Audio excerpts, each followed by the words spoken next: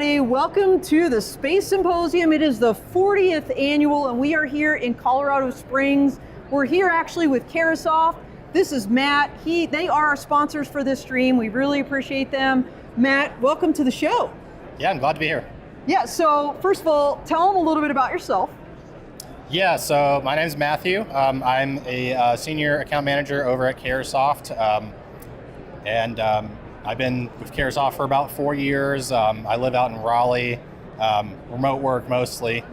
My main vendor is Bentley Systems, and I have a bunch of other vendors that I work with within Carahsoft. So you're here at the Space Symposium. You guys have a huge space line of effort over at, right? So tell them a little bit about that, and then I want you to, because this is your first time here. Yes. Tell them about the show. So go ahead, tell them a little bit about that. Yeah, so Carahsoft, we've been trying to expand out into the space vertical. So this is our first time here at the Space Symposium, just trying to get a feel out for things, seeing all the vendors that are around here, just kind of dipping our toes into the space kind of sect within our geospatial realm. So what do you think? It's your first time. I think it's awesome. We're over in the West building, Carahsoft is this year. But coming in here, it's incredible. Just the crazy amount of space vendors and the cool software here, and yeah, it's awesome. And by the way, if you haven't noticed, we're in the Lockheed booth. We really appreciate Lockheed for giving us this space. There's so many awesome companies here. We're going to roll through a bunch of them here momentarily. But Matt, tell people how they can reach you and learn more about Carahsoft and what you're doing in space. You could reach me, my number or email, 571-662-3106, or my email, it's matthew.manning@carahsoft.com. And we also have a main line if you want to find out other stuff about Carahsoft, we can get you in touch with whoever you want to speak to. All right, awesome. Yeah. All right, I don't know if we've got L3 Harris in the house. So come on up, we're gonna swap out. So this is McCole, he is with L3 Harris. You guys are doing some amazing stuff in space. So first of all, tell everybody a little bit about yourself, and then tell them what you're doing at L3. Yeah, so hi, my name's McCole Dixon. I'm the Director for Mission Strategy Integration. That's a fancy title, really, to highlight, all the amazing work that we're doing in space. So. There's a big need for us to bring various different types of technologies from the commercial domain and bring it into the, I'll say, national security space. L3 Harris is a big company that does a lot of work in national security space. And so really, my role is to pull in chief architectures across the whole portfolio. Okay, awesome. Well, what's kind of the latest update from you guys? Yeah, the big thing for us, I think, which is a big thing for everyone, is Golden Dome and space control. The presidential executive order that came out, there's a lot of buzz around it. There's space is a contested domain now. Space is not free. There's a need for us to have the ability to maneuver and maintain our space superiority. So L3 Harris is really focused on bringing our, I'll say, technologies to the fight and bringing our capability to the fight. Well, there's a lot of military types walking around at this show, frankly, unlike some of the other recent shows I've been to, but this is also commercial as well. Yeah. So as you're walking around, what's kind of jumping out at you this year as being something that stands out?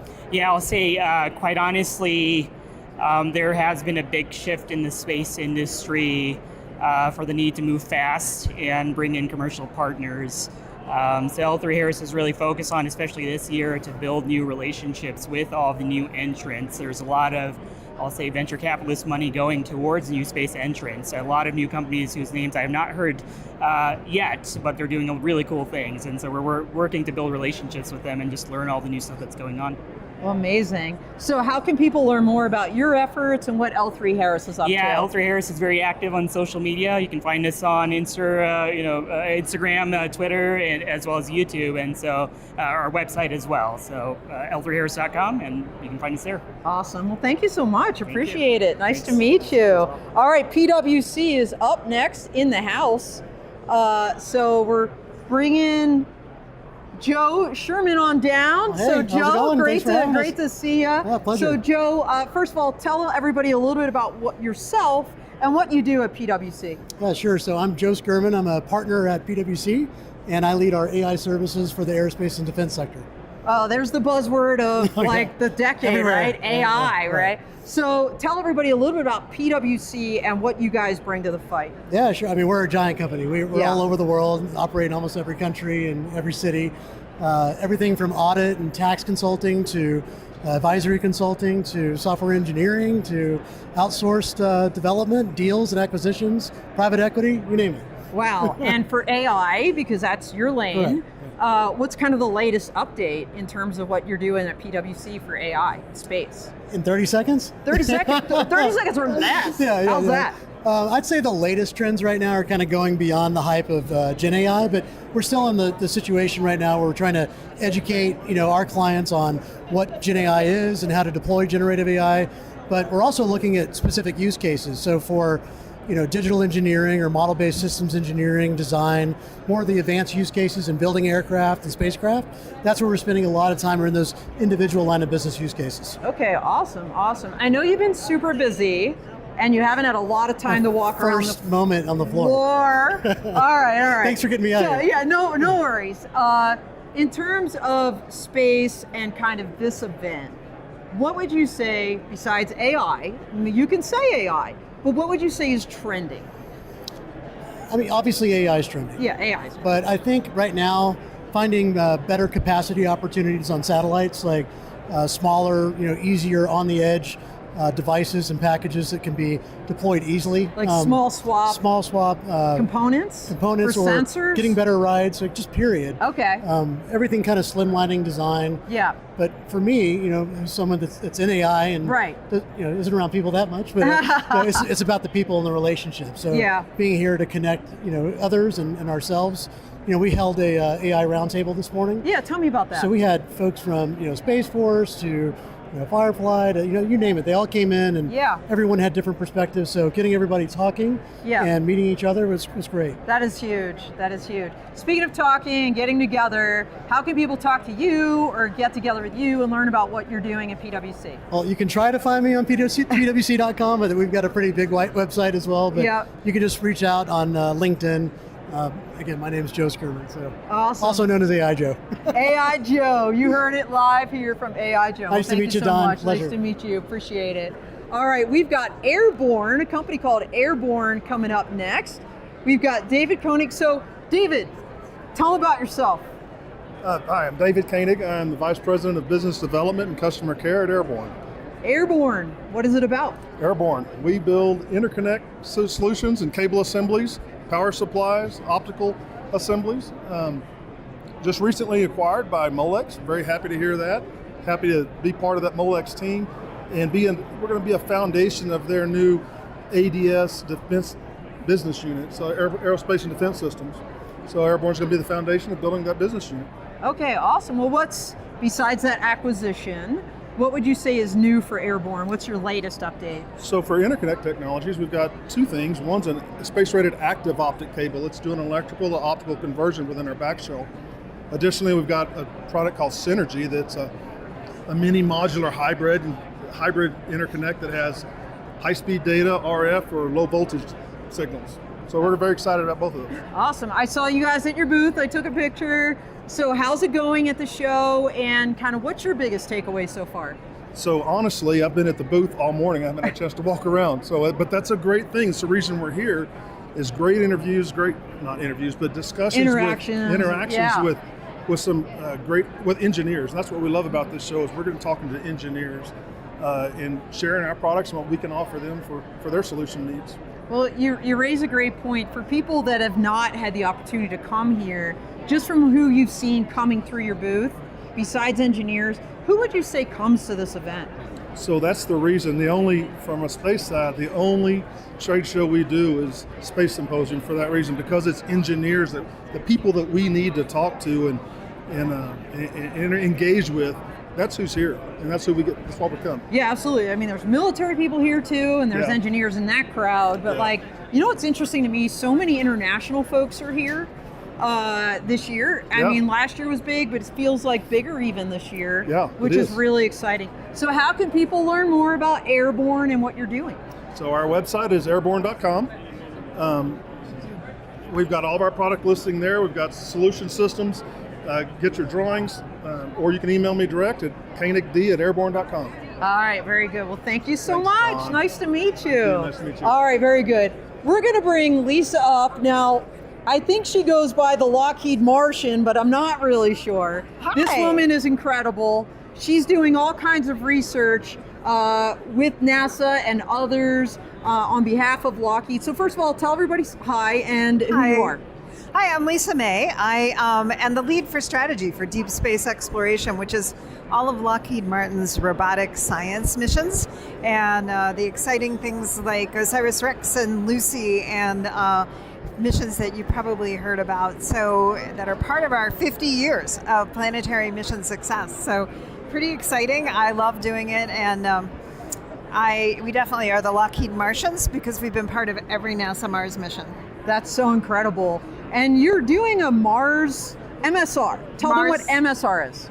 Mars Sample Return. And now that y'all have the acronym, you can be in the know and sound like a cool kid like the rest of us. MSR, Mars Sample Return. There is a rover Perseverance that's on the surface now collecting scientifically selected samples, some of the most exciting samples that in the history of science, really. And there is Mars Sample Return is the mission to go to Mars, launch the samples off of Mars, and return them to Earth for scientific analysis here with every instrument, every sensitive instrument that we can find. Yeah, so interesting. Lockheed hosted a media breakfast. I got to learn so much about everything you guys are doing. I love the work that you're doing in particular, Lisa. You know, you're obviously running around the floor, and you've been here before. This isn't your first rodeo. So how would you say this event has changed over time? So this event has changed over time. I mean, what I'm seeing is a lot more different participants compared to previous years, in terms of the different booths and the different tracks that they have available. Interesting, like new entrants, AI, what kind of things? So, well, interestingly, I got to be part of a science track yesterday. Oh, a science track. I had not done that. I've been to the main sessions in the main hall, and I've been to a lot of booths and booth events. Yeah. But I got to be part of a science track on ocean worlds. Wow. Moons made of water. So Titan, Enceladus, Europa, and all of that. So I got to participate in that science panel yesterday, and that was really exciting. And understanding that while this exhibit area that you are sharing with everybody right now, sharing this excitement, there's a whole other session over in the main hotel running science tracks. Oh my gosh. I know there's a legal track. That's like, I'm a fan of that. I have never gone. I want to get there maybe next year. But that's super exciting. It is. So how can people learn more about what you're doing, Lisa, or just Lockheed in general? So, Lockheed Martin has a website. Amazing website. We have an amazing with website like for space dedicated, right? Like it's dedicated space section. Right, so we have a deep space exploration website. And we can pop you into your comments as you finish your broadcast. We'll pop you some links. Oh, yay! Okay. And have that live for your viewers. All right, perfect. And so the Deep Space Exploration website would be the one. And if you're in Colorado Springs, pop by the exhibit. We'd love to see you at our booth. Yeah, and guess what? They also have a big presence in Colorado in general. True fact. So lots of exciting things here. Thank you so much for taking the time. Appreciate you. Thank you for having You're me. the best. Appreciate it. Thank you, thank you, thank you. All right, next up, Ubotica. All right, we've got Dr. Aubrey Dunn. So, Doctor, tell them about yourself and a little bit about your background.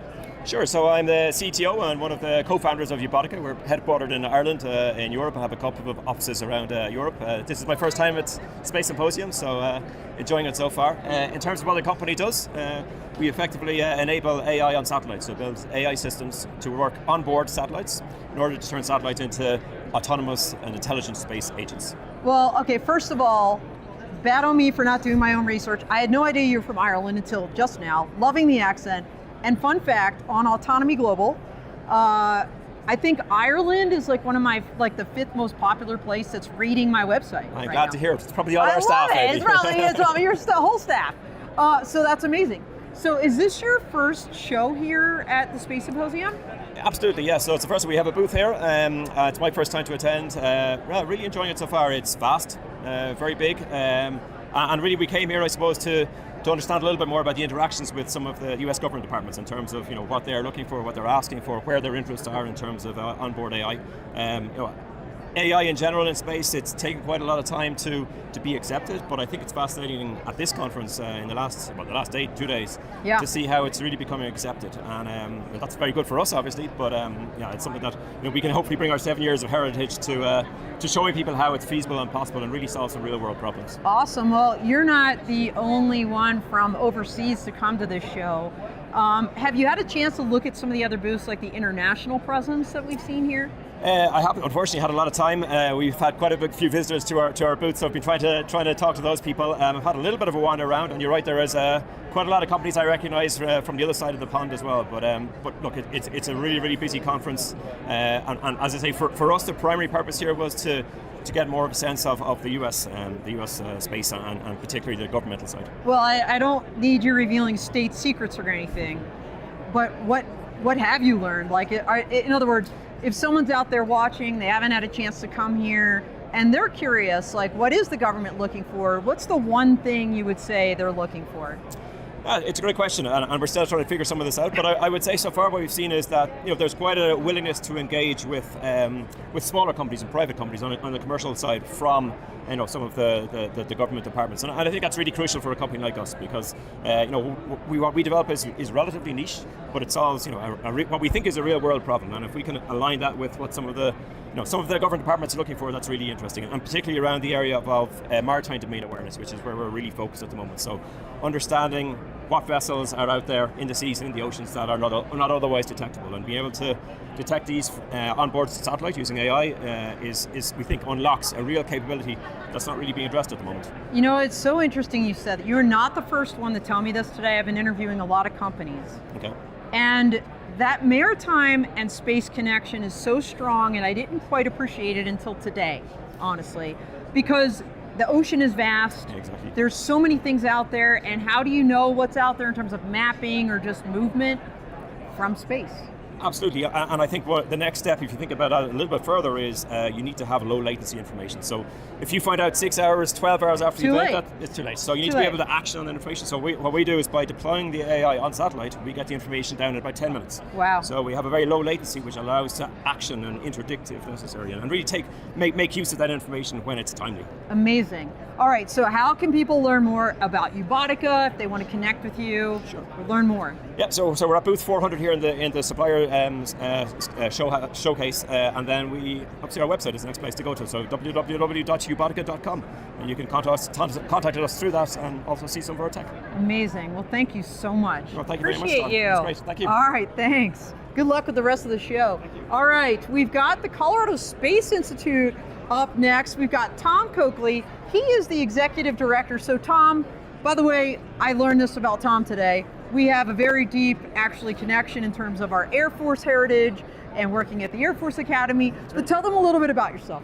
Thanks, Don. So I'm Tom Coakley. I'm a retired Air Force colonel. I was a professor at the Air Force Academy a couple of times. Don and I did overlap on faculty there. I am also an academic dean at a community college here in Colorado, Arapahoe Community College, and I am the kind of founding executive director of the Colorado Space Institute. We are connecting community college students and employers and developing academic programs and workforce programs in space data analytics, space manufacturing, space operations, and space business. We're also partnering with high school students, so if you're a high school student interested in a career in space, you can get concurrent enrollment, college credit, and then eventually transfer to a 4-year college or get a rewarding job if that's something that interests you. Well, that's amazing. Like, are you one of the, honestly, I haven't heard a lot of people doing what you're doing in Colorado or beyond. So tell us a little bit about the uniqueness of your program. Yeah, we are getting a lot of that feedback that we are kind of a one of a kind. I have heard from so many employers. I ran a college for Air Force Intelligence and DoD when I was on active duty, and it was just really kind of spectacular the way that students would get real world training at our college and then go into industry and flourish and have thriving careers. In the civilian sector, I just was stunned that that does not exist. Yeah. And in Colorado, we have such a massive industry that we are trying to build out that capability. Well, that workforce that we need. Yeah, absolutely. Not just for the future, but like today. Yeah, absolutely. Yeah. So one of the things that we're focused on that we're excited about is security clearances. We are working with the Colorado's federal delegation, with the legislature, with the executive branch here in Colorado, and industry to find opportunities for even high school students to potentially get what we call the golden credential, which is a top secret security. Holy shnikes, that's amazing. Yes, we're very excited. So you are in the Colorado Pavilion. You have a presence there. Have you had a chance to look around at all or go to any of the educational sessions? You're laughing, maybe you haven't. Tell me like your impressions of the show. Yeah, it's pretty exciting. We do have a lot of really great educational institutions here. Yeah, that's true. We are looking for ways. CU Boulder has a presence here, Colorado State University, others, whether they have a booth or not. One of the things that we want to emphasize is that, yes, you can go up to Boulder and get an aerospace engineering program and get a foot in the door into the industry. But as you know, Don, as an attorney, the industry is vastly larger than that. Yes. And one of the things that I'm hearing is there's a real hunger for space data, and even employers want, and colleges are trying to figure out, how do we prepare folks to process different types of space-derived data, but also drone-derived data, other remote sensor data. And I think those skills, there is so much that can currently be done, but I think there are ways to really transform civil sector and the commercial sector if we have a workforce that's trained to do that. I love that. And I know there's a whole workforce development track here. We were just talking about tracks with Lisa from Lockheed. So critical, and honestly, it's always about the data, right? And the data is not helpful unless you can actually use it for, decision making rapidly. Yeah. And so, that's key. Making sense of the data. Some of the larger data analytics companies here in Colorado that I've talked with, something that we're really excited about, and a lot of our students are as well, is there's a hunger for data visualization that's really content creation. Yes, so we have a lot of young people who are really into TikTok, into different sort of content creation. Oh, interesting. Being able to manipulate data in such a way that it's visually appealing, that people want to use that data, access the data, and apply it. I think that's kind of an emerging, exciting field. That is. So how can people learn more about the Colorado Space Institute and what you guys are doing? Right now we are at booth 1435 in the North Hall, part of the Colorado Space Coalition booth. We are here through tomorrow. We also partner very, very closely with my colleagues from the Colorado Space Business Roundtable. If you happen to come across this after this, just do a Google search of the Colorado Space Institute. We have housing and offices at Arapahoe Community College. Please reach out. We are partnering with entities across the state. Thank you. Awesome. Well, thank you so much. Great to see you. Great seeing you. All right, that was a great segue to the Colorado Business Roundtable, and we've got Deborah Wilcox with us. This woman is incredible. I met her years ago as part of UAS Colorado. You're now, tell them your current role with the Colorado Space Business Roundtable. Thank you, Don, and thank you to Lockheed for letting us be here, and thank you to so many other people that make this very cool thing happen. Yeah. So I'm the chair of the Colorado Space Business Roundtable, so we are the Colorado State Industry Association for Aerospace, and we take that very seriously. We're all about advancing and connecting aerospace. So whether that means it's a legacy company that's been here for a number of years, or one of our very newest companies. New companies can be new companies that have just started, they're developing new technology, or we're also welcoming a variety of new companies from other places, other states, other countries, and what are they bringing to us? They're bringing us new ideas and new innovation for aerospace. It can't be a more exciting time than right now to be in aerospace. Well, that's a great, you just teed that up. So tell them why. Like what, as you're here, the excitement is palpable. I mean, you can hear the noise in the background. So what is so exciting about the space industry or aerospace and defense industry right now? Well, we have to start when we say this is the 40th year of this. That means right there, 40 years. There are people that have been doing this for 40 years. There are people here that have been in companies that long. That tells us there's a great deal of history and a lot of ingenuity and things that have gone on to this industry for a number of years. But now what's happening? We're moving more quickly. We're developing things more rapidly. It's about a lot of innovation that's here. We also know that aerospace and space is for a variety of different people. It's not one career, it's not one thing, it's a variety of many things. We also would say it's a lot of little things. Whether you're making a screw that goes into one of our rocket ships, or whether you're developing some of the software that's going to analyze data, what are we gathering from what a lot of the things we have in space is data. We're collecting it, we're securing it, we're bringing it back, we're then going to use that. Earth observation is a huge area for aerospace right now. Absolutely. Along with so many other things as we look to put people into space, whether that's on the moon or ultimately to Mars. That's a lot of big questions. I tell students, you're going to answer questions that haven't been written yet. True. We don't even know what all those questions will be. Yeah. So it's an exciting time to be. And this is what we see here, is that excitement and that innovation. Absolutely. We're going to be talking to some students here, former students as well, in a second to kind of wrap the show up. But before we do that, of course, Deborah, tell them a little bit how they can learn more about the Colorado Space Business Roundtable. So you can find us on the web. We have our own website, Colorado Space Business Roundtable. You can also find us on all the social media channels. And thank you to Dawn, you're going to find us in this particular segment. So we're around, you can find us easily. We're all about Colorado, but if you're thinking about coming to Colorado, we welcome you. Yes, amen to that. All right, well, thank you so much, Deborah. All right, and last but not least, wrapping up the show, we've got two amazing folks here. We've got Quinn. You guys are gonna have to share the mic, I apologize, and Abby. Okay, so Abby's with St. Vrain Schools, and Quinn, you just recently matriculated, is that right? So first of all, why don't we go with you first and introduce yourself, and then we'll go to Abby. And we just lost Abby on the camera somehow, probably because I moved. As always, give me a second. All right, hold on. Every show, people that watch me know that every show I screw this up. So I'm gonna stand between you. Go ahead, Quinn. All right, I'm Quinn. I just recently matriculated from St. Vrain Valley Schools, our innovation center, and I now am a student at CU Boulder studying aerospace and a contract pilot for the drone system manufacturer, Firefly Drone Shows. I am so happy to be here. Thank you for having me, Dawn. Of course, yeah. Yeah, so Abby, go ahead. I'm Abby. I'm a senior in high school in Colorado right now. I am the project manager and a pilot for the drone performance team of St. Vrain Valley School District. All right, so you just heard a couple things about drones and Firefly. So there was a drone light show here as part of the Space Symposium kickoff right after the opening ceremony. And you guys were involved in that, and that's quite amazing.